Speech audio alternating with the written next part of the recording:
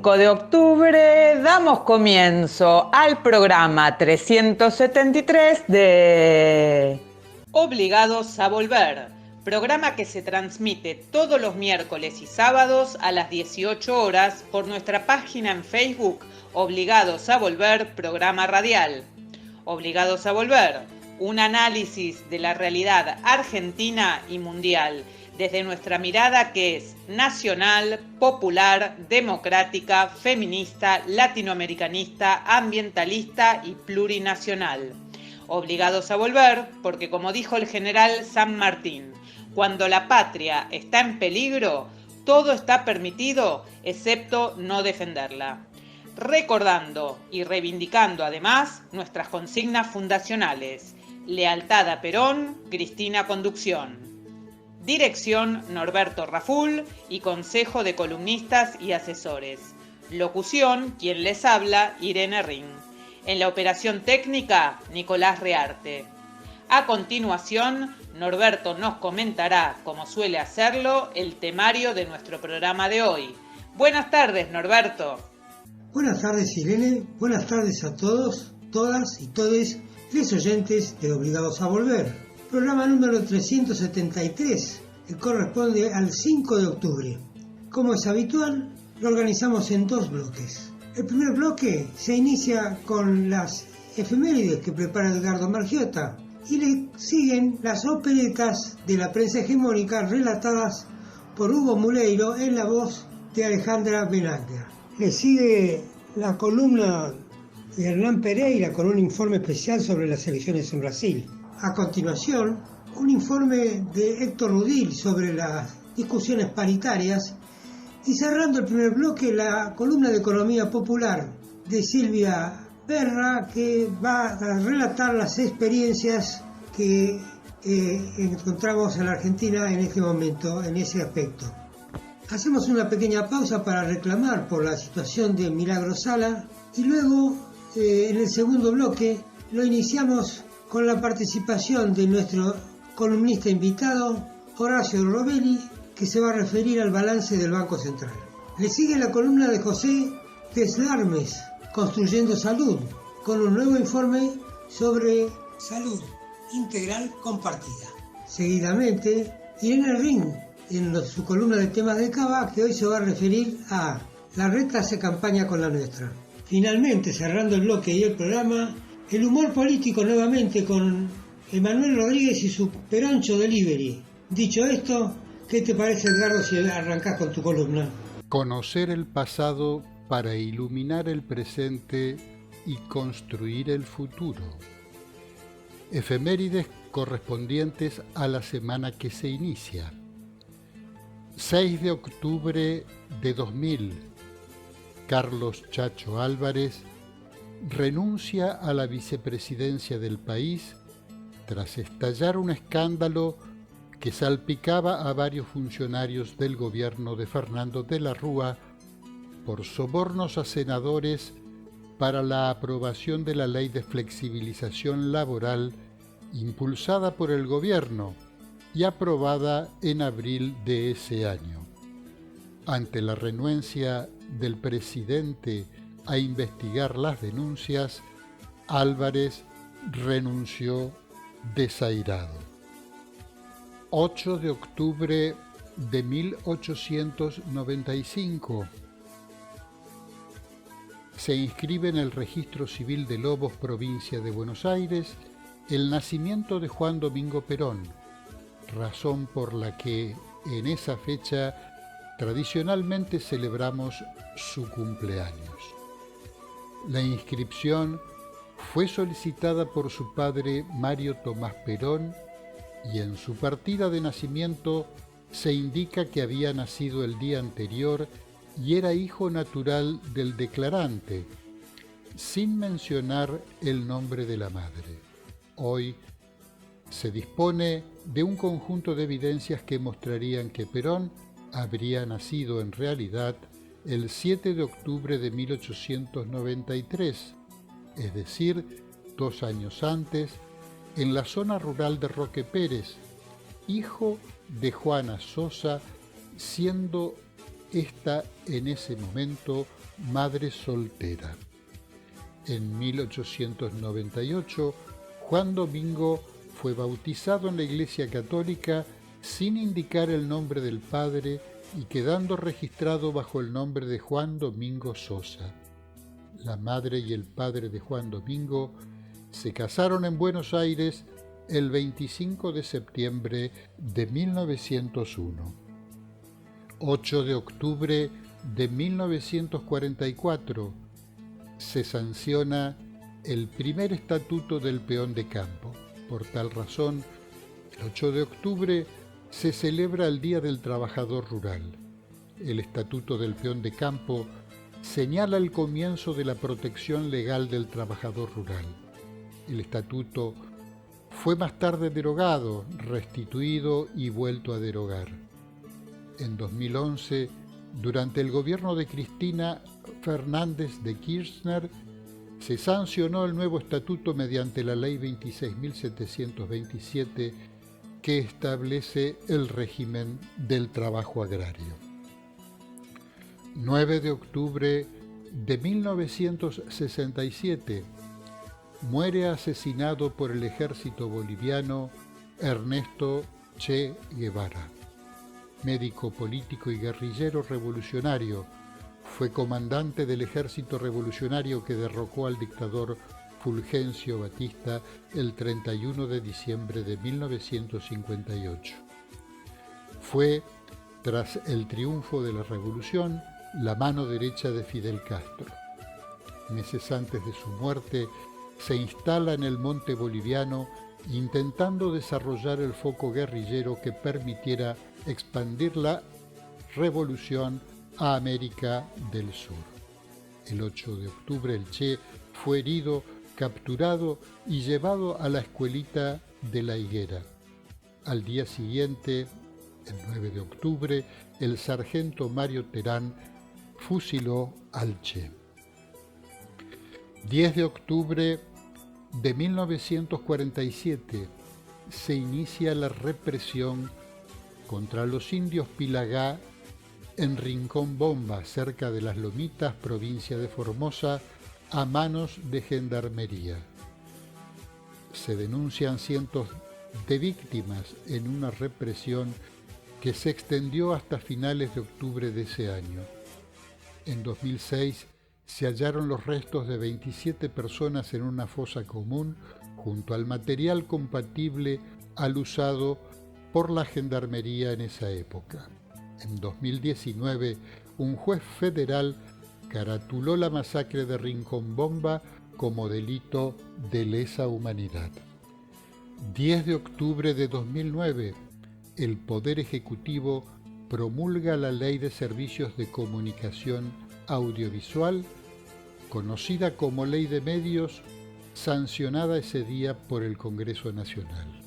La misma establece las normas para regir el funcionamiento y la distribución de licencias de los medios radiales y televisivos en la República Argentina, procurando promover la diversidad y pluralidad de contenidos, la desconcentración del sistema y el fomento de la competencia, con el objetivo de democratizar y universalizar el acceso, entendiendo a la comunicación como un derecho humano básico y no como un bien económico sujeto a las reglas del mercado. En octubre de 2013, la Corte Suprema de Justicia dictó un fallo que determinó la validez de 4 artículos cuestionados por el Grupo Clarín y la constitucionalidad general de la ley. Al asumir Macri, inmediatamente la derogó mediante DNU.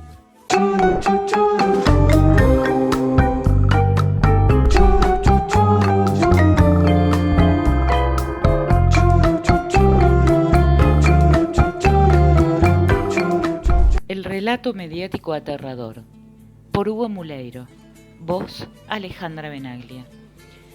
Los medios opositores toman los conflictos económicos y sociales en curso y hasta el educativo de la ciudad de Buenos Aires para instalar la idea de un país abatido por el caos, la anarquía, el salvajismo y hasta el terrorismo, con un gobierno al que rotulan de inerte lo que lleva a la propuesta implícita de una solución radicalizada.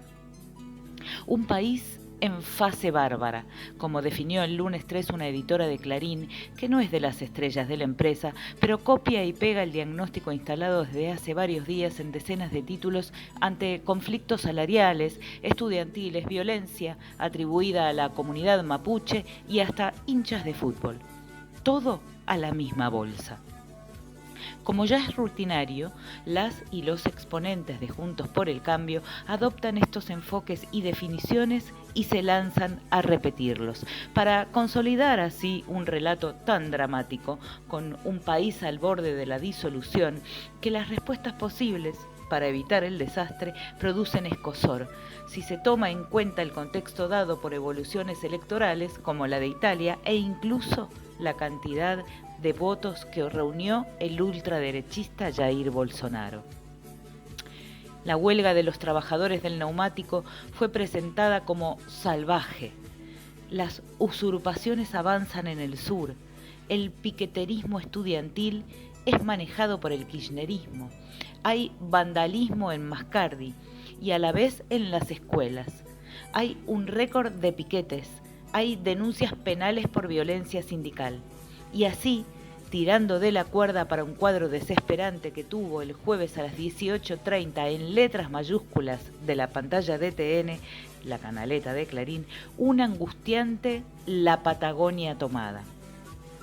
La situación así relatada incluyó al jefe de Estado ausente en Infobae y el ojo de la jefa mira a la izquierda, dedicado a Cristina Kirchner en La Nación, donde en la edición del domingo Jorge Liotti describió un país transformado en un caótico campamento revolucionario y que bordea peligrosamente la frontera de la anarquía. Como ya se vio tantas veces, esta radicalización desplaza automáticamente al presidenciable Rodríguez Larreta, quien no tiene problemas para sepultar su presunto talante dialoguista y mostrar el rostro verdadero. No sea cosa que haya votos que se le escapen por derecha. La Nación pidió en pantalla persecución a madres y padres de estudiantes secundarios y al rato la feroz ministra anunció la denuncia judicial, mientras despliega grupos de tarea ante las escuelas y la policía va por la noche a intimidar a las familias en sus propias casas. El consuelo es que por lo menos no lo hicieron en Falcón Verdes. Riesgo de descontrol, escribió Van der Koy el domingo en Clarín con conductas anárquicas espoleadas por el propio kirchnerismo. El panorama incluye una idea de solución. El redactor tipea lo más campante que el conflicto en Bariloche se parece a la situación en la Araucaria, donde el presidente Boric tuvo que militarizar.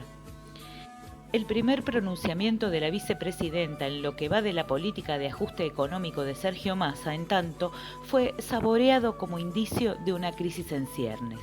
Su módica señalización sobre el asalto al bolsillo de la población con los precios de los alimentos fue levantado a la altura de un bombazo contra el ministro en un artículo de Bonelli en Clarín. Las vueltas de la vida llevaron al columnista a darle la razón a Cristina Kirchner en un punto. Lanzado a desprestigiar al sindicalista Crespo por el conflicto en las fábricas de neumáticos, lo acusa de estar al servicio de 2 empresas que acumularon gran stock de gomas importadas. ¿Cómo lograron esa importación? Con cautelares de la justicia, las que habían sido mencionadas por la vicepresidenta. Si el dramatismo mediático respecto de los conflictos constituyera una antesala de las estrategias de campaña para forzar en la oposición un desenlace que fortalezca a los sectores más intolerantes y represivos, un obstáculo mencionado con insistencias en varias notas de estos medios es la situación del gobernador bonaerense Axel Kicillof y lo que parece ser una buena perspectiva para la reelección. Eso explica títulos coordinados sobre supuesto favorecimiento en los fondos de la coparticipación federal y varias críticas despiadadas, porque se mostró con una remera de estudiantes del Colegio Mariano Acosta, porque hizo campaña por Lula, porque propuso un acercamiento al presidente chileno cuando acaba de sufrir una pesada derrota en las urnas, con el rechazo a la nueva Constitución. Todo sirve. El resultado en Brasil, para variar, fue presentado en clave anti-kirchnerista. Sorpresa y desilusión K, en tapa de Clarín. El kirchnerismo debió moderar los festejos, en tapa de La Nación. En el kirchnerismo no hubo euforia, sugestivo silencio de Cristina, en Infobae. Pero Lula ganó, y lo común sería que los medios ilustren con imágenes de la fuerza triunfante, pero en este sistema mediático políticamente desquiciado es al revés. Por eso, el domingo a la noche, al tope del sitio de La Nación, una gran foto mostraba a una mujer brasileña cubierta con la bandera mientras lloraba. Por suerte, para el lunes tuvieron tiempo de buscar un poquito de decoro y partieron la tapa en mitades, para lulistas y bolsonaristas, como si hubiera sido un empate.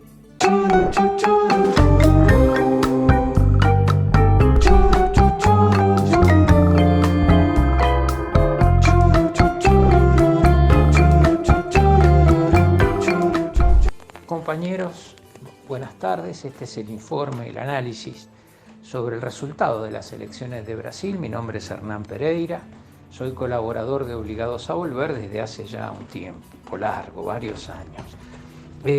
Ganó Lula, tal como se preveía, tal como lo habían indicado las encuestas. No ganó por el porcentaje que los encuestadores habían vaticinado, pero hay que recordar que en los últimos tiempos los encuestadores tienen muchos más errores que aciertos, incluso hasta erran en el ganador.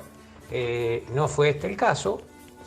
Recuerdo las elecciones de las primeras, las PASO, donde Alberto Fernández sacó una diferencia de más de 8 puntos con Macri.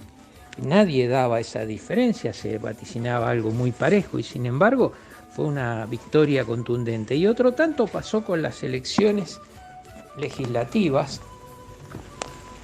aquí en Argentina del año pasado. Es decir, las encuestas muchas veces la chingan. Y este fue el caso. Bolsonaro sacó muchos más votos, hay una especie de voto vergüenza, porque votar al fascista a muchos les da como calor, pero van al cuarto oscuro y lo hacen. Muchos han casi lamentado, dicho que esto es una derrota. No hay ninguna derrota, Lula ganó. ¿Que le va a ser difícil gobernar? Sí, hay muchos gobernadores de derecha que han ganado. El caso de San Pablo debe ser el más emblemático de todos. Allí se presentó Haddad, que había sido el candidato presidencial de Lula cuando ganó Bolsonaro 4 años atrás, y las encuestas lo daban ganador por 10 puntos, perdió por 7, y ganó un candidato de derecha. En muchos otros estados ha pasado exactamente lo mismo, y Lula va a tener en el Congreso las 2 cámaras con minoría. Es decir, va a ser un gobierno que va a tener que atravesar momentos difíciles, muy duros. Para colmo de males, uno de los senadores elegidos es el famoso ex juez Moro, ¿se acuerdan? El que lo condenó a Lula, que fue ministro de Justicia de Bolsonaro y que después le dieron una patada en el tuje, gracias por los servicios prestados y vaya a su casa. Bueno, ahora volvió, es senador nacional, en el mismo estado donde, en Curitiba, donde él lo condenó a Lula. Bueno, cosas vereda y Sancho pasan en Brasil, pasan en muchos lados. Ojo a lo que puede pasar acá, porque hay mucho voto que va a la derecha en momentos donde la clase media, sobre todo la clase media baja, se ve intimidada por el efecto de la inflación, se ve con miedo de perder las posiciones que ha ganado socialmente y económicamente.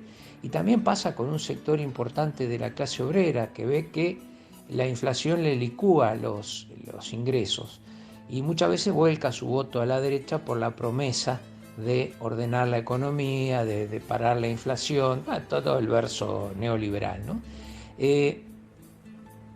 Esto fue un poco lo que pasó en Brasil, con muy baja inflación los últimos 3 meses. Bolsonaro no es tonto, ha tomado medidas entre comillas populistas, dio ayuda a los sectores más carenciados, generó ayudas incluso en efectivo para la gente. Bueno, acomodó todo para no perder las elecciones. Perdió por 5 puntos, 6 millones de votos es la diferencia, es una monumental cantidad de votos. Pero hay que mirar ahora qué pasa con el 7% del total de los votos que juntaron entre Ciro Gómez y la tercera candidata, no recuerdo el nombre en este minuto, que en teoría deberían en un gran porcentaje ir para Lula, pero también hay una abstención del orden del 20% del total del padrón. Hay que ver qué pasa con esos votos, si esa gente finalmente va a votar y por quién va a votar. Es decir, hay varias incógnitas. Lula estuvo muy cerquita de lograr el 50%, 48,3%, es decir, a 1,7 de lograr la mayoría de la primera vuelta y ya ser proclamado presidente de Brasil. Todo indica que va a ganar el balotaje el 30 de octubre, pero hay que esperar y ver.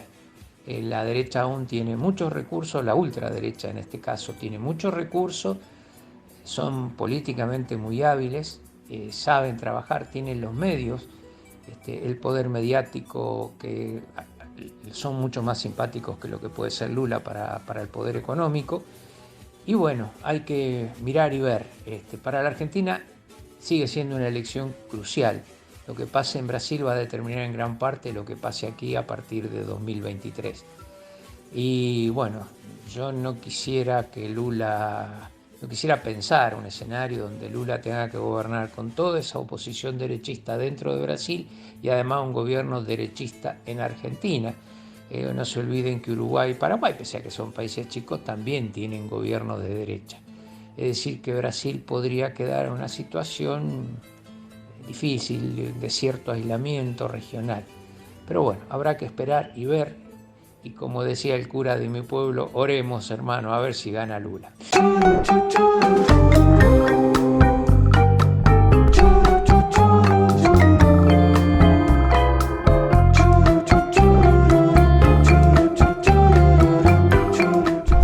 Bueno, buenas tardes.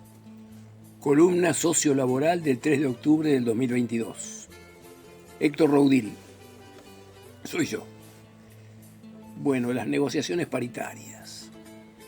La semana pasada y las otras han sido muy tensionadas por la inflación y sus consecuencias para los asalariados, a través de los convenios colectivos y las paritarias, donde el capital y el trabajo se encuentran conflictivamente para dirimir sus intereses, que en la superficie son distintos, pero en términos estructurales la tendencia es hacia algún tipo de acuerdo, ya que ambos, empresarios y trabajadores, viajan en el mismo barco, la empresa, aunque en categorías distintas. La escalada inflacionaria, sostenida e impiadosa por los formadores de precios, que no lograron su objetivo devaluatorio, para suerte de los asalariados y los sectores populares vulnerables y para la economía en general, que sigue dando pasos cortos pero positivos a pesar de la maldita deuda heredada de Macri el malo. La escalada inflacionaria, decimos, presiona a los gremios y a sus dirigentes que luchan porque los salarios de sus afiliados no queden debajo del nivel general de inflación. Esta lucha salarial es absorbida bastante bien por el sistema económico y político, lo cual muestra que cuando hay un gobierno legal y legítimo y la imposibilidad de golpe militar para con él, hay capacidad para resolver los conflictos legítimos, como es el caso del capital y el trabajo, en un contexto inflacionario. En el caso de los no asalariados, de los sectores populares vulnerables, también se aplican paliativos a través de una extensa red de asistencia social y económica, tendida primero por el gobierno de Cristina en los casos extremos y luego aumentada perversamente por Macri para evitar desbordes sociales, sabiendo que su política de bajar impuestos, sueldos, jubilaciones, cierre de empresas, apertura de importaciones, no cobro de aranceles de exportación, etc., coronado por una deuda de 100.000 millones de dólares, fugados en su mayoría, dejaría a muchos en la calle, literalmente, como efectivamente ocurrió. Entonces, hubo que aumentar la asistencia social, al tiempo que aumentaron los niveles de inflación y de pobreza, como efectivamente ocurrió. Macri lo hizo. Ahora hay que arreglar eso, que Macri decía tan fácil es. Los gremios quedaron descolocados con lo acordado en 2021-2022, pues promediaban entre 40 y 60% de aumento, que fueron superados por la inflación, más política que económica. Por precaución tenían cláusulas de revisión en los convenios, y fue así como Comercio había arreglado casi el 60% en 7 cuotas, pero luego debió adelantar porcentajes mes a mes, llegando a un salario básico de 139.000 pesos, con nueva revisión al inicio de 2023. La asociación bancaria, con el mismo sistema de aumentos porcentuales mensuales, llegan al 90% de aumento, que significa casi 200.000 pesos de sueldo inicial. El Sindicato Único de Trabajadores de Neumáticos, SUTNA, destrabó el periodo paritario anterior, aceptando un 66% de incremento salarial. A partir de allí, sucesivos aumentos porcentuales que llegan al 100% de aumento en octubre de este año, más una gratificación por única vez de 100.000 pesos. Pese a estos aumentos, sabemos que Argentina perdió mucho en salarios a partir de Macri, no pudiendo aún reposicionarse en los valores anteriores a la entrada al gobierno del PRO y de la UCR. Después se enojan porque la gente vota al peronismo. El empleo. Según el INDEC, la desocupación cayó al 6,9% de la PEA, o sea, de la población económicamente activa. Casi 3 puntos menos que la medición de un año atrás, siendo este el dato más bajo de los últimos 6 años. Asimismo, creció la tasa de actividad, lo cual implica que aproximadamente 1,5 millones de personas se incorporaron al empleo, totalizando casi 13 millones de personas, y proyectadas al total casi 19 millones. Esto muestra un fuerte crecimiento de la actividad económica, imposible de negar, pero cuyo talón de Aquiles es la precariedad laboral, ya que crecen fuertemente los empleos no registrados, o sea, el trabajo en negro, representando hoy el 38% del total de los asalariados, cuando un año atrás alcanzaba el 32%. La CGT. La CGT muestra internas varias concentradas en el triunvirato, que a grandes rasgos muestra rispideces entre gremios grandes y gremios chicos, liderados por camioneros, entre otros, que viene de antes. Recientemente explotó la interna a partir de una cena del presidente Fernández con la mesa chica de la CGT, a la que no fue invitado Pablo Moyano. Como respuesta quiso renunciar al triunvirato, alejándose con su sector gremial, pero finalmente dio marcha atrás y tuvo su encuentro personal con el presidente, acompañado por miembros del Frente Sindical. Allí reclamaron lo que nadie se anima: control de precios, ofreciéndose los gremios a llevar adelante dicho control. También una suma fija como complemento salarial para el sector privado, ampliación de las asignaciones familiares y actualización del piso de ganancias. El próximo desafío tendrá que ver con la celebración del 17 de octubre, donde también quiere meterse en la discusión Yasky de la CTA. Hasta la próxima, buena semana.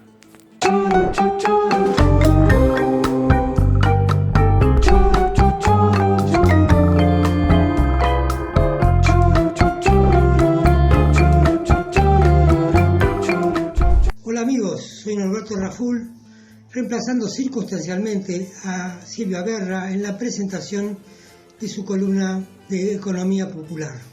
Hoy presentamos la experiencia del Mercado del Futuro, almacén de cooperativas de Ciudad Futura que funciona en Santa Fe, provincia de Santa Fe. La red fundacional, que fue la que articuló en la primera etapa Está compuesta por diversidad de proyectos cooperativos. Sabores Costeros, Cooperativa de Mujeres, y Arroyito Seco, de Barrio Alto Verde. Unión Productiva en Movimiento del Barrio Los Hornos, Productiva de Jóvenes. UTT, Unión de Trabajadores de la Tierra, ofreciendo producción agroecológica de la ciudad de Montevera. La Despensa, productos de almacén y panadería. Fuentes, Mujeres y Jóvenes en Riesgo Social, ambos proyectos pertenecientes al movimiento popular Nuestra América. Cocina Poderosa del barrio Chalet La Poderosa. Y por último, Campo de Resistencia Cooperativa, Cooperativa Láctea, proyecto Misión Antiinflación, productos varios de la canasta familiar, ambos de la ciudad de Rosario. Ahora son muchos más.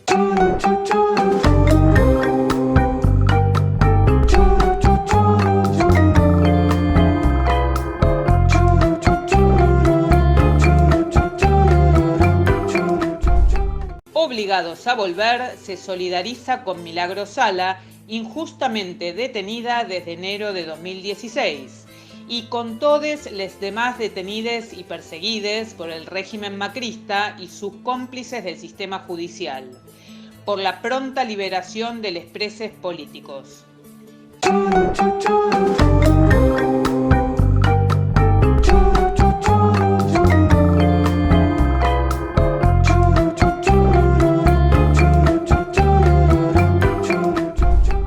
El programa de incremento exportador, que consistió básicamente en un reconocimiento de 200 pesos por dólar para las exportaciones de soja, por el periodo desde el 5 al 30 de septiembre del 2022, generó un cierre de operaciones de 8.123 millones de dólares por exportaciones.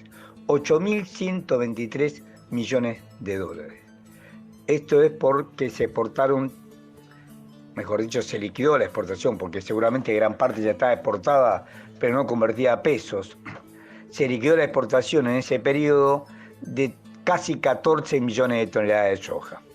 Obviamente, a 600 dólares la tonelada, esta suma que estamos diciendo, 8.123 millones de dólares. ¿Cuál es el problema? Es cierto que tenemos el balance del Banco Central se presenta con cierto atraso y tenemos los datos al día 27 de septiembre, que es el último dato publicado al día de hoy, 3 de octubre del 2022 por el Banco Central. En ese momento el Banco Central había embolsado 4.968 millones de dólares. De esos 4.968 millones de dólares que entraron al Banco Central, el Banco Central tuvo que pagarle inclusive el capital del Fondo Monetario Internacional. Es cierto que lo va a recuperar. 2.600 millones de dólares al Fondo Monetario Internacional. El resto se utiliza para pagar deuda privada. O sea, le dan al tipo de cambio oficial a 150 pesos. O sea, nosotros le pagamos a los exportadores, la Argentina le paga a los exportadores en ese mes de septiembre 200 pesos por dólar y sin embargo le dan a 150 pesos para pagar deuda de las empresas reales o financieras. Y después se le cobran los impuestos correspondientes para el dólar tarjeta y el que se la compra de bienes del exterior con tarjeta. Ahí se le cobra el impuesto del 35% de impuesto a la ganancia a cuenta y el 30% del impuesto a país y el dólar ahorro de los 200 dólares que pueden comprar algunas personas. Si bien es cierto que es significativo el ingreso de dólares, vemos que no quedó nada al Banco Central. Cuando uno ve el balance del Banco Central y ve las reservas internacionales, al 27 de septiembre del 2022, las reservas internacionales son de 36.500 millones de dólares. 36.500 millones de dólares. Cuando hace un mes atrás, en agosto del 2022, al 27 de agosto del 22, un mes exactamente atrás, eran de 38.000 millones de dólares. Y hace un año atrás, el 26 de septiembre del 2021, eran 43.132 millones de dólares. Y al 30 de diciembre del 2019, cuando asume Alberto Fernández la presidencia de la República, eran 45.190 millones de dólares. O sea que se están perdiendo, desde que asumió la presidencia hay 8.800 millones de dólares menos, pero con respecto al año atrás, 6.800 millones de dólares menos. O sea, estamos produciendo una caída muy fuerte en nuestras reservas internacionales. Repito, es para pagar básicamente deuda externa. Acá se tomó la decisión política de pagar deuda externa a las empresas que supuestamente tomaron crédito del exterior, o reales, pero lo hecho concreto es que esa deuda se la está pagando el Banco Central al tipo de cambio oficial. Arcor tomó, apenas comenzó el gobierno Macri, 500 millones de dólares en 2 obligaciones negociables y pagó todo. Esos 500 millones de dólares, el último pago lo hizo en abril de este año, 2022, y pagó 130 pesos por dólar y pagó toda su deuda, cuando Arcor a su vez es uno de los principales compradores de dólares en el periodo de Cambiemos, en la gestión de Cambiemos. Compró 670 millones de dólares a través de sus dos empresas, Arcor, Sociedad Anónima, y Bagley, Sociedad Anónima, que es su controlada. Sin embargo, el Banco Central no le dijo, utiliza los dólares que compraste y después te doy la plata yo. No, fue directamente y compraron al precio oficial y el Banco Central le vendió. Esta fue una decisión de pagar la deuda externa privada y la pagamos a costa de nuestras reservas internacionales, y por eso es gravísimo el problema que tenemos hoy. Pero eso no es lo único, es lo más importante, pero no es lo único. También tiene un efecto monetario nocivo. Un efecto monetario nocivo, ¿por qué? Porque el asiento que hace el Banco Central cuando ingresan los dólares es oro y divisa, que se llama la cuenta, billetes y monedas, o sea, emite dinero. Para que ese dinero no se produzca en su lógica de inflación, en la lógica del Banco Central, lo que hacen es esterilizarlo mediante la colocación de LELIQ y NOTALIQ. Esto explica por qué las LELIQ, que son letras de liquidez, y las NOTALIQ son inmovilizaciones, son encajes remunerados, que van de 7 a 29 días en el caso de la LELIQ, y la NOTALIQ, que es una nota, la inmovilización va de 30 días a 180 días. Estos encajes remunerados crecieron casi 1.000 millones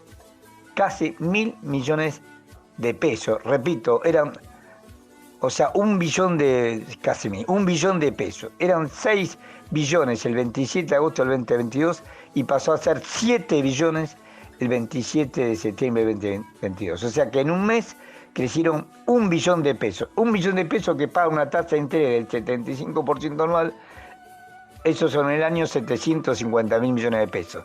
O sea que no solamente es un negocio para los ojeros que le dieron este subsidio de 50 pesos por dólar, sino que también es un subsidio para los bancos que, por el solo hecho de ser bancos, captan depósito del público.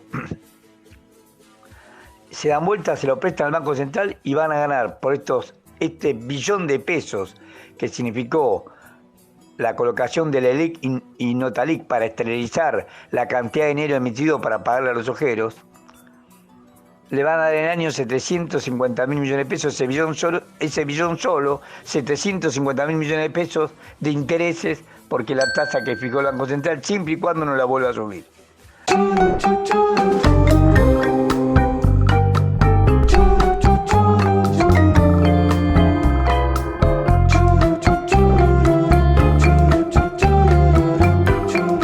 Buenas tardes amigos, buenas tardes vecinos.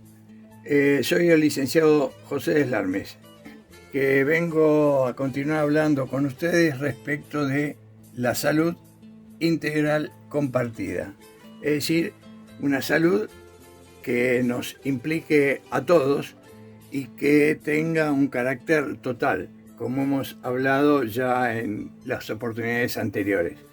La última vez hemos hablado respecto de lo corporal, lo anímico y lo vecinal. Hoy lo que vamos a hablar se refiere a lo familiar, lo nutricional y lo habitacional. Es decir, todo ser vivo que nace a partir de una comunidad familiar. Las personas, padres, gestores de ese individuo generan vida. Y esa vida necesita, para que se pueda sostener, necesita un anidamiento. Ese anidamiento es el aspecto familiar, afectivo que se debe dar al recién nacido y en todo su proceso de crecimiento. Luego, el otro elemento fundamental para desarrollar la salud integral son los alimentos. Es decir, el aspecto nutricional, que tiene que también tener un carácter solidario. Los alimentos tienen que tener riqueza proteica, recibir también afecto, tienen que ser accesibles y de calidad, y tiene que estar organizado, promovido por profesionales para que sea rica en sustancias la nutrición. Y el otro aspecto es lo habitacional, es decir, ese espacio de contención que uno tiene inicialmente en el grupo familiar, luego lo tiene que encontrar en la habitación, en la vivienda en la cual vive. Ese espacio de contención es sustancial para que el ser humano se pueda desarrollar. Ese espacio de contención tiene que estar actualizado, tiene que ser adecuado, y para que las personas podamos acceder a lo habitacional, tiene que haber una promoción desde el Estado que regule el mercado para que todos puedan acceder a una vivienda digna, sea porque la adquiere o porque la alquila. Esa garantía la tiene que cumplir el Estado. El Estado tiene que estar presente para garantizar la vida de ese nuevo ciudadano. Bien, este es el elemento fundamental que quería desarrollar. Entonces, lo habitacional, que tiene la función de enraizar en un territorio, ¿sí?, tiene que tener un espacio de contención fundamentalmente, de la misma manera que al inicio de la vida, en el aspecto familiar, habíamos dicho que había un anidamiento. Esa contención, ese espacio de contención de la vivienda, tiene que estar actualizada y adecuada al entorno con todas las garantías de desarrollo de la vida. Esa construcción de un espacio habitable y enraizante tiene que estar facilitada por el Estado también, un Estado presente, porque cada una de las personas que nos ubicamos, que nacemos dentro de un ámbito familiar, somos ciudadanos de una ciudad, ciudadanos de un país. Entonces el Estado tiene que ser un garante de que se pueda acceder a la compra de una vivienda o al alquiler de una vivienda. Bien, entonces, el desarrollo del aspecto familiar, nutricional y el habitacional cumple la función fundamentalmente de facilitar el desarrollo de la vida. El desarrollo de la vida con un criterio de salud, de una salud integral en todos los sentidos. Integralmente el individuo tiene que poderse desarrollar durante su vida y además de manera compartida. Bien, este tema que hemos visto hoy, familiar, nutricional y habitacional, permite que la sociedad y los individuos dentro de la sociedad podamos vivir y conservar la salud. Recordemos, la enfermedad es disminución de salud. Nosotros tenemos que construir salud, poder superar aquellos impedimentos que afectan el buen desarrollo de la salud. Los dejo y nos vemos en la próxima semana para continuar hablando de esta función fundamental de la salud integral compartida. Un abrazo y nos vemos en la próxima. Hasta luego.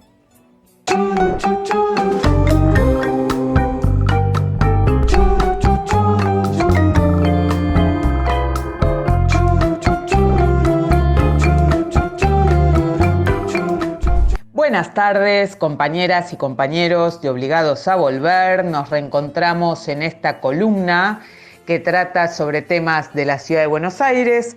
Soy Irene Ring y en esta oportunidad quería retomar las cuestiones que tienen que ver con el presupuesto del gobierno de Horacio Rodríguez Larreta. Ya sabemos, la ciudad más rica del país.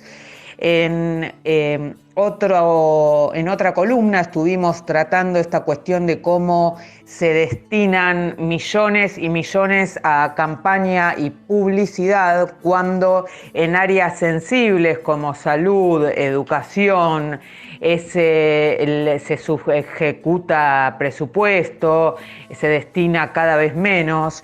Bueno, ahora tenemos que el gobierno ha presentado el presupuesto para el 2023 y la verdad que es impresionante. Primero, bueno, que es un presupuesto de 2 billones de pesos, lo que en detalle es 2.154.963 millones de pesos. Bueno, es el doble de lo que ya tenía. En el presupuesto va presentando una total discrecionalidad en la manera en que se va a utilizar.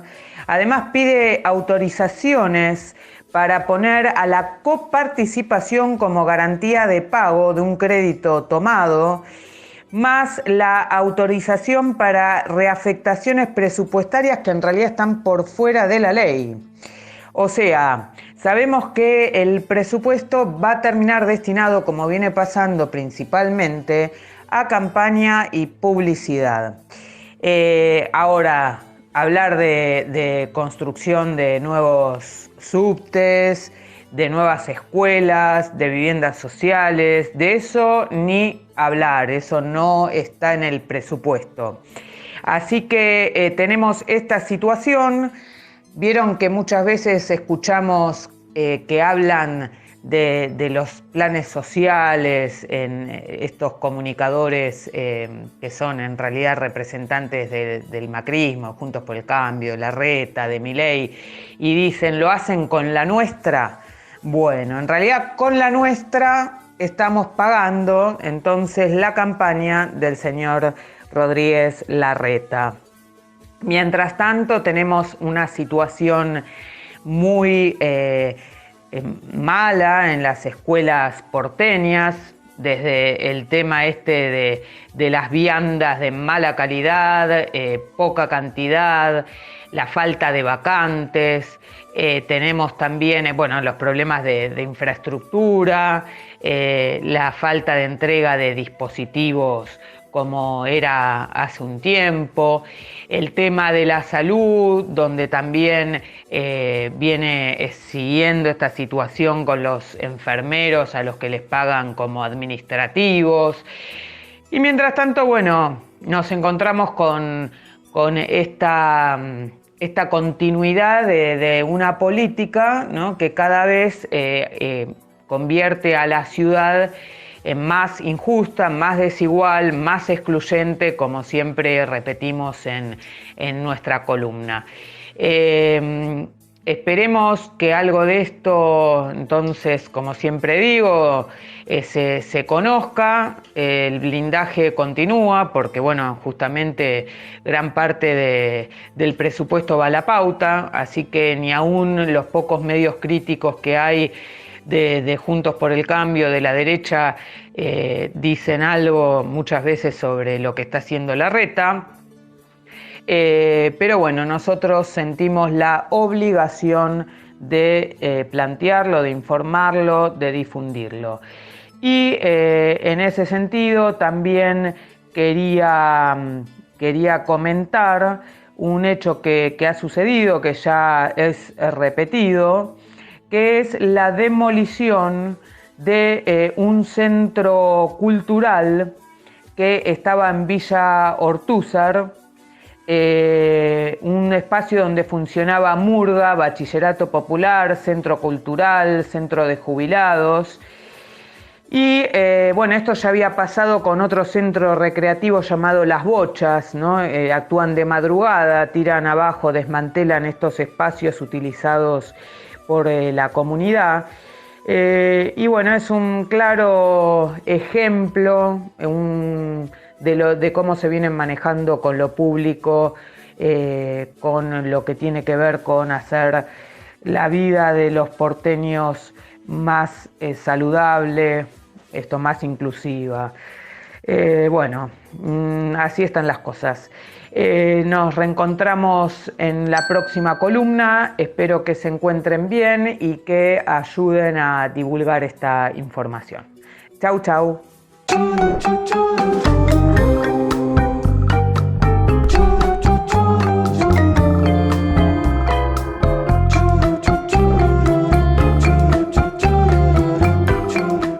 Dice Byung-Chul Han en Infocracia: escuchar es un acto político en la medida que integra a las personas en una comunidad. Kirchnerista, lacra, cárcel o bala para todos. Y las capacita para el discurso. Cuca despreciable. Crea un nosotros. La democracia es una comunidad de oyentes. ¿Cuánto te pagan, cucaracha despreciable? Esto es Peroncho Delivery, la entrega de noticias contra la entrega de la patria.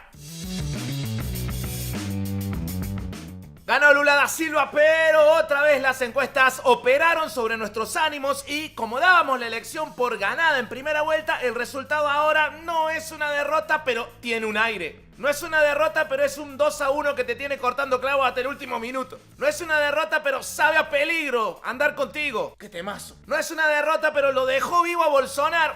Tampoco tan vivo, digamos, lo dejó Príncipe Carlos. Lula le ganó la primera vuelta a Jair Bolsonaro con algo más del 5% de diferencia. Teniendo en cuenta que en las elecciones anteriores Lula no pudo votar porque estaba preso, es una gran elección. Pero no le alcanzó para evitar el segundo turno electoral, el balotaje. El escenario en Brasil ahora es bastante parecido al escenario de 2015 en Argentina con la victoria de Scioli en primera vuelta, pero con Macri mucho más cerca de lo que se esperaba, ¿no? ¿Te acordás lo que fue? ¡Qué manera de militar ese mes! El domingo desde las 17 más o menos se puso muy angustiante porque los primeros resultados daban por ganador a Bolsonaro. Muy angustiante, casi un ataque de pánico. Encima los resultados de Bahía se demoraban y nos hacía mucha falta ese Nordestepam que nos calmara un poco. Mucha gente volvió a preguntarse en redes sociales ¿para qué sirven las encuestas si todas erraron? Lula llegó hasta el 48,36%, estuvo a menos de 3 puntos de ganar en primera vuelta y le sacó 6 millones de votos a Bolsonaro. Y sin embargo, acá estamos, angustiados. Para eso sirven las encuestas. Las encuestas son como cualquier otra recopilación de datos en esta infocracia, una herramienta para manipularte. Es como cuando Maxi López se ponía a ver fotos de su pasado y en todas estaba Icardi, ¿no? Todo muy lindo, pero me estaban cagando. Nosotros no filtramos ninguna encuesta ganadora en 2019 y terminamos ganando por 15 puntos. Deberíamos haber exportado esa idea. Lo cierto es que la espera se prolongará hasta el 30 de octubre para saber quién será el futuro presidente de Brasil. Y por un motivo muy concreto, eso se traduce en una angustia argentina acerca del futuro de Cristina. Sabemos que si gana Lula, el panorama se aclara más que cuando Arjona descubre que hay pingüinos en la cama. Otro dato de ayer, se confirma que el único que pierde en primera vuelta una reelección es nuestro prepucio de sofá, nuestra úlcera de hamaca paraguaya. Mauricio, el único, Macri. Menos mal que es único. Otro dato, Bolsonaro tiene chances de dar vuelta a la elección más allá de la ventaja de 6 millones de votos. Tiene a su favor los posibles votos de los partidos de derecha y ultraderecha, valga la redundancia, y a Facebook y a Twitter, valga la redundancia con la derecha y la ultraderecha. Bolsonaro sacó 51 millones de votos. Es muy impresionante. No ganó, pero confirma que estamos en una época en la que verdaderas multitudes apoyan a gobiernos fascistas, reaccionarios, violentos y pro mercado. El mundo se parece cada vez más a Twitter y eso es un horror. Lula y los principales referentes de su partido hablaron a las 22 desde el Novotel Yaraguá. Abrió el contacto con los periodistas la presidenta del partido, Gleisi Hoffmann, y dijo: esta victoria en primera vuelta significa que ganaremos 2 veces. Tenemos que reunir a todos los sectores de la sociedad brasileña que acrediten la democracia. Me gusta ese optimismo. Ganaremos 2 veces. Hay que desactivar el miedo que le tenemos al balotaje y una clave para eso es decirle como le dicen los brasileros: segundo turno. Segundo turno es una proeza, hermano. O sea, ya está. Segundo turno es un montón. Lula arrancó con un mensaje optimista también. La lucha continúa hasta la victoria final. Siempre acredité que íbamos a ganar esta elección y quiero decir que vamos a ganarla. Para nosotros esto es solo una postergación.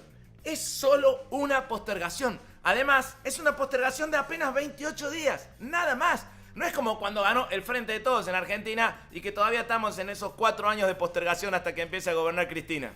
Lo último, las iglesias evangélicas están jugando un rol fundamental en el voto de la gente. Y las iglesias están en cada pueblo, en cada barrio, en todos lados. Tenemos que estar muy atentos y oponerles nuestra propia red. La única parte de nosotros que está en cada pueblo, en cada barrio, en todos lados. Nuestra última esperanza federal.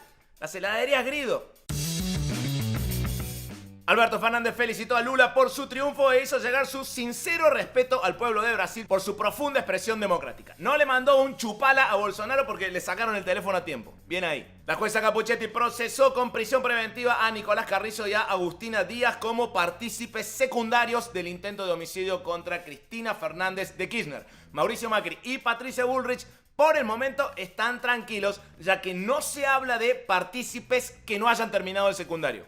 Máximo Kirchner criticó a Horacio Rodríguez Larreta por usar un lenguaje tan duro, tan de taita, tan de arrabal y de guapo para sacar chapa contra los pibes y pibas. Quiere descargar la frustración de bajar la mirada con Macri, que lo maltrata y lo deja sin dignidad, afirmó el sábado en el cierre del plenario del Frente de Todos en Morón. Rodríguez Larreta aún no le contestó, pero ya le mandó un borrador de la respuesta a Macri a ver si se lo aprueba. Los pueblos originarios piden una intervención urgente del gobierno nacional en el conflicto de Villa Mascardi. El Poder Ejecutivo ya mandó a preguntar el significado de la palabra urgente. Discúlpame, no hablo mapuche. ¿Qué es eso? Denunciaron que Javier Milei fue ñoqui de Fuerza Republicana en diputados. Menos sorpresa que el final de Friends, hermano. Milagro Sala lleva 2.452 días ilegalmente detenido. Pepín Rodríguez Simón lleva 664 días prófugo de la justicia argentina. En este día y cada día, libertad a Milagro Sala y prisión a la mafia macrista. Peroncho Delivery es un noticiero a la gorra. Si nos podés dar una mano para hacerlo todos los días, te pedimos que entres a peroncho.ar. Ahí te podés suscribir o podés hacer un aporte puntual a la gorra. También podés ver la información de los próximos shows. Se viene 14 de octubre en Lanús y 15 de octubre en la Ciudad Autónoma de Buenos Aires. Vamos a estar en la sala de caras y caretas, perdón. En la sala grande encima, así que te necesitamos ahí. Los periodistas de La Nación Más difundieron fotos de los baños del Mariano Acosta y los baños estaban rotos y acusaron a los chicos de la toma de ser los autores de las roturas.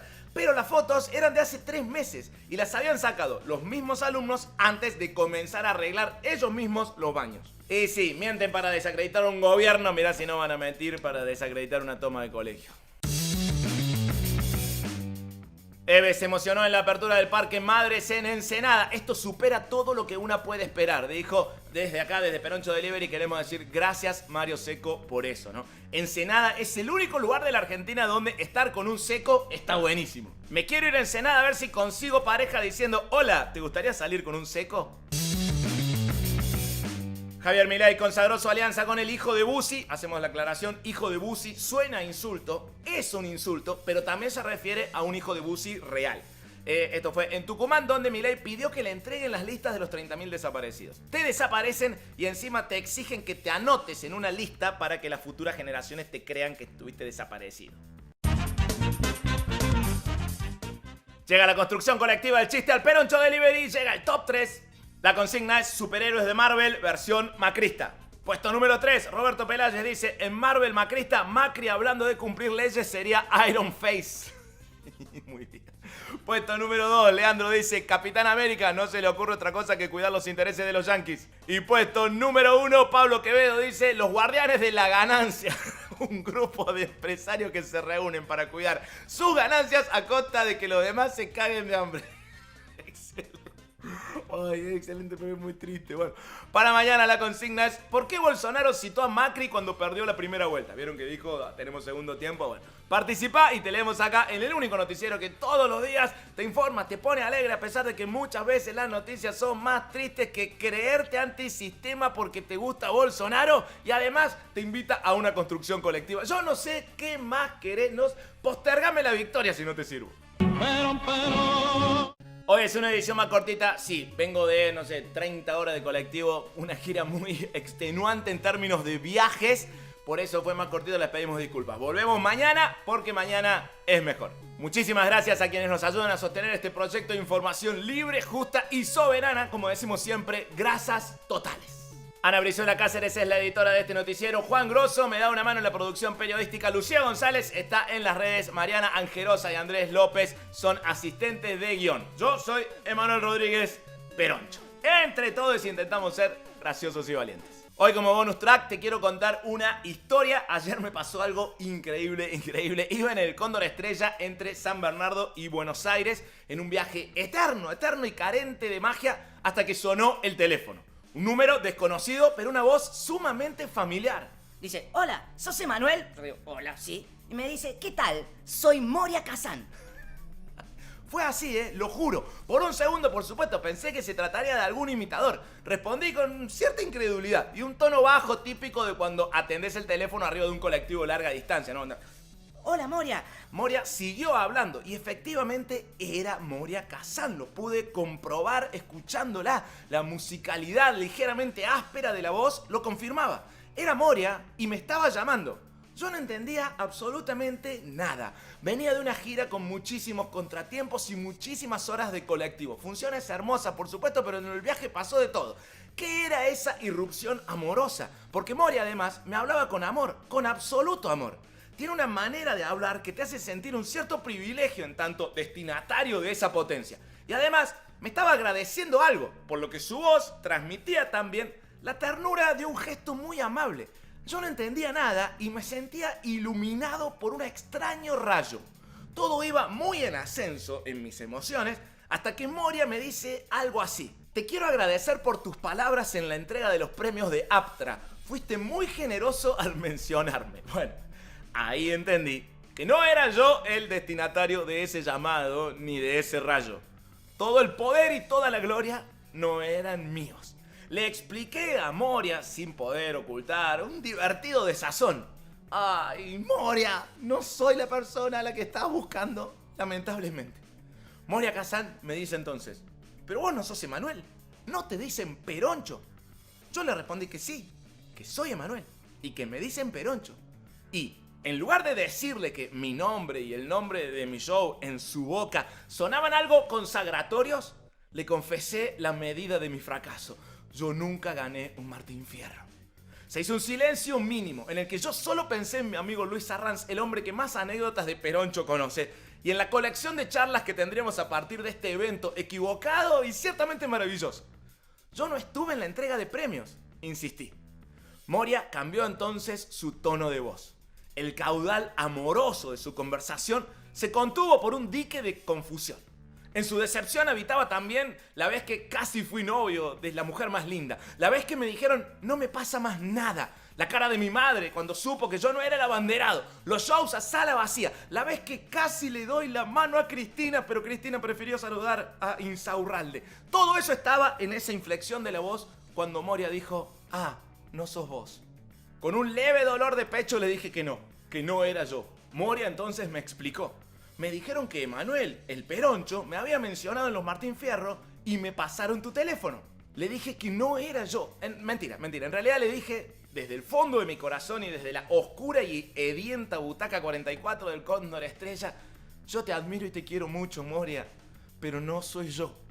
Moria me hizo saber que había sonreído. Me pidió disculpas y yo le pedí disculpas por no ser el Emanuel correcto. Cortamos ahí. Mi sucesión de eventos desafortunados, porque había perdido el celular y el cargador de la compu, había roto este par de lentes que están rotos, los sigo usando pero están rotos, había cambiado. Inmediatamente le conté a Luis, que averiguó al toque que el Emanuel correcto era Emanuel Herrera, productor de La García, el programa de radio. Le pedí a Cintia García que me pase el teléfono de Emanuel, pero no logré comunicarme con ella. Yo sentía que debía conseguir ese número urgente porque era para Moria. Yo era el Emanuel equivocado, pero tenía en mi poder el número del celular de Moria. Así que le escribí. Le pasé una captura de un tuit que confirmaba que quien había dicho viva la negra Bernasi, viva Moria Kazan y viva Perón había sido Emanuel Herrera. Y le dije, ya te consigo el teléfono de Emanuel Herrera. Mariano Montali me lo pasó y yo se lo pasé a Moria. Y le puse listo con mucha so. Te adoro y te admiro, le puse. Y aunque haya sido un error, me regalaste altísima anécdota. Moria me respondió, thanks por todo y sobre todo por adorarme. Me mandó un sticker de un besazo y un sticker de ella misma en pose de diosa nacional, con el brazo izquierdo extendido hacia arriba, el gesto serio y victorioso de quien podría escupir sobre la tumba de sus enemigos, pero prefiere entender que son apenas el decorado de su triunfo, y la palabra mega.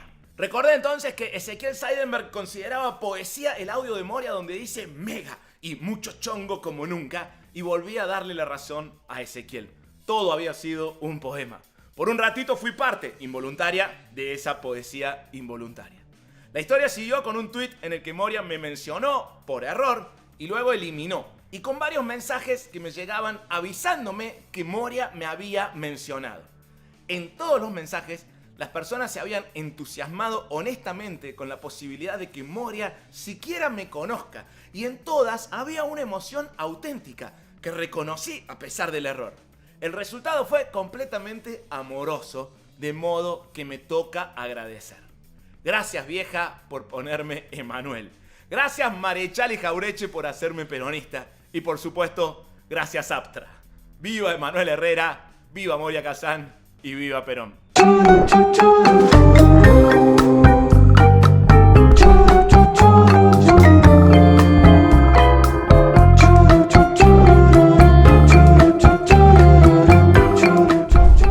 Se nos está terminando el programa. Agradecemos a nuestro operador Nicolás Rearte por su trabajo que nos permite salir al aire.